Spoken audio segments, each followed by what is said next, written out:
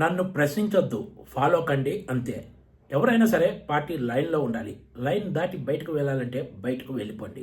ఇవి జనసేన అధినేత, ఆంధ్రప్రదేశ్ ఉప ముఖ్యమంత్రి పవన్ కళ్యాణ్ తాజాగా చేసిన వ్యాఖ్యలు. ఒకప్పుడు ప్రశ్నించడానికే పార్టీ పెట్టారని చెప్పిన పవన్ కళ్యాణ్ ఇప్పుడు తన పార్టీ నాయకులు, కేడర్ నుంచి కూడా ఎలాంటి ప్రశ్నలు స్వీకరించడానికి సిద్ధంగా ఉన్నట్లు కనిపించడం లేదు. పవన్ కళ్యాణ్ తాజాగా చేసిన వ్యాఖ్యలు తనను తప్ప ఎవరినైనా సరే ప్రశ్నించనన్న చందంగా ఉన్నాయనే చర్చ కూడా జనసేన నాయకుల్లో సాగుతోంది. నా మాటే శాసనం, పార్టీలో అంతా నా ఇష్టం అన్నట్లు పవన్ కళ్యాణ్ తేల్చి చెప్పారు. సహజంగా ఏ ప్రాంతీయ పార్టీలో అయినా ఇదే పరిస్థితి ఉంటుంది. కాకపోతే ఎవరు ఈ విషయాన్ని ఇలా చెప్పరు. పవన్ కళ్యాణ్ లాగా ఇలా బహిరంగంగా చెప్తే అది ఆ రాజకీయ పార్టీకి మరణ శాసనంగా మారుతుందనే అభిప్రాయం కూడా లేకపోలేదు. ఏమాత్రం అంతర్గత ప్రజాస్వామ్యం లేకుండా కేవలం తాను చెప్పింది చెయ్యండి, నన్ను ఫాలో కండి అని చెప్పడం అంటే పార్టీపై పవన్ కళ్యాణ్కు కంట్రోల్ లేకుండా పోయిందా, ఆయన ఎందుకింత ఫ్రస్ట్రేషన్లో మాట్లాడారా అన్న చర్చ తెర మీదకు వస్తోంది. రాజ్యసభ ఎన్నికలకు సంబంధించి షెడ్యూల్ వెలువడిన తరుణంలో పవన్ కళ్యాణ్ చేసిన ఈ వ్యాఖ్యలు ప్రాధాన్యత సంతరించుకున్నాయి.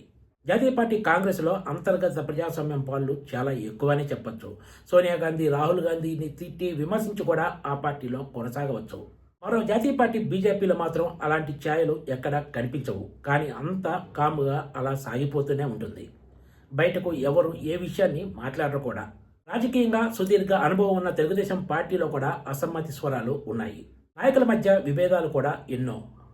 తెలుగుదేశం అధినేత ముఖ్యమంత్రి చంద్రబాబు నాయుడు ఎన్నిసార్లు హెచ్చరికలు జారీ చేసినా కూడా లైన్లోకి రాని నాయకులు చాలా మందే ఉన్నారని చెప్పాలి. అయితే ఇలాంటి వాళ్లకు ఎన్నికలప్పుడు టికెట్ కట్ చేయడం ద్వారా షాక్ ఇస్తుంటారు. పార్టీ నాయకుడు ఎంత పవర్ఫుల్ లీడర్ అయినా, ఎంత గ్లామర్ ఉన్నా కూడా ఆ నాయకుడు సత్తా ఓటు బ్యాంక్గా మారాలంటే స్థానిక నాయకత్వంతో పాటు కేడర్ కూడా బలంగా ఉండాలి. పార్టీకి, నాయకులకు, కేడర్కు కనెక్షన్ కట్ అయితే రాజకీయంగా అది భారీ మూల్యం చెల్లించుకోవాల్సిన పరిస్థితి సృష్టిస్తుందనే విషయం గతంలో చాలాసార్లు ప్రూవ్ అయింది. కేవలం ఎన్నికల సమయంలో మాత్రమే అది బయటపడుతుంది. ఎన్నికల సమయంలో కార్యకర్తలే తమకు దైవ సమానులని చెప్పి అధికారంలోకి వచ్చిన తర్వాత వాళ్ళను పూర్తిగా విస్మరించి వ్యవహరించిన తెలుగుదేశం పార్టీ గతంలో చాలాసార్లు చేదు ఫలితాలను చవిచూసిన సంగతి తెలిసిందే. జనసేన అధినేత పవన్ కళ్యాణ్ చేసిన వ్యాఖ్యలు చూస్తుంటే రాబోయే రోజుల్లో జనసేన పరిస్థితి ఎలా ఉండబోతుందో స్పష్టంగా కనిపిస్తుందనే చర్చ రాజకీయ వర్గాల్లో సాగుతుంది. Please subscribe TGTV.